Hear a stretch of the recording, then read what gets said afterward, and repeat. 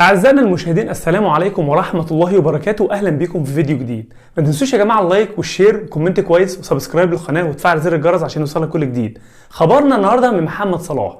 محمد صلاح أصبح على بعد خطوات بسيطة جدا من الانتقال لنادي الاتحاد السعودي. خلاص محمد صلاح بين قاب قوسين أو أدنى من الانتقال لنادي الاتحاد السعودي مقابل مليار دولار لمدة 4 سنين.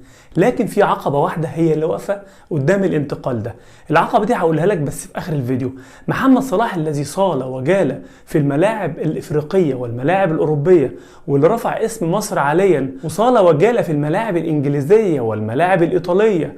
محمد صلاح الذي فاز بدوري أبطال أوروبا والدوري الإنجليزي وكأس العالم للأندية والسوبر الأوروبي. محمد صلاح الذي كان قاب قوسين أو أدنى بأنه يفوز ببطولة أفريقيا مرتين، لكن لم يحالفه الحظ. محمد صلاح قريبا سنراه في الملاعب السعودية. محمد صلاح سيترك المجد ويترك أوروبا ويلعب في آسيا في الدوري السعودي. محمد صلاح اللي كنا نتمنى أنه يوصل مراحل أعلى وأكبر وأسمى. محمد صلاح اللي كنا نتمنى أنه يكسر جميع الأرقام القياسية في الدوري الإنجليزي. محمد صلاح اللي جاله لاعب زي هالاند للأسف هيوقف المسيرة وهيوقف الأرقام. هالاند اللي عمال يدغدغ الأرقام. هالاند اللي عمال يدغدغ الأرقام.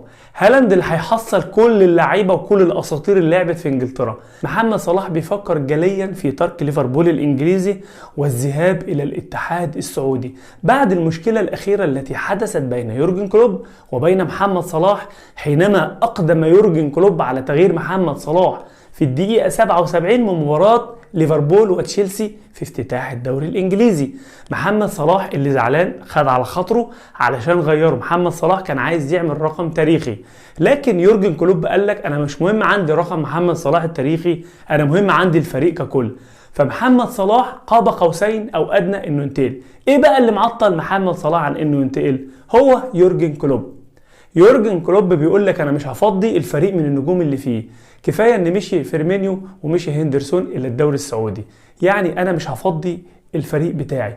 فالمشكله كلها واقفه دلوقتي عند يورجن كلوب. فهل يتم اقناع يورجن كلوب ويسمح لمحمد صلاح انه يغادر الى الدوري السعودي ام لا؟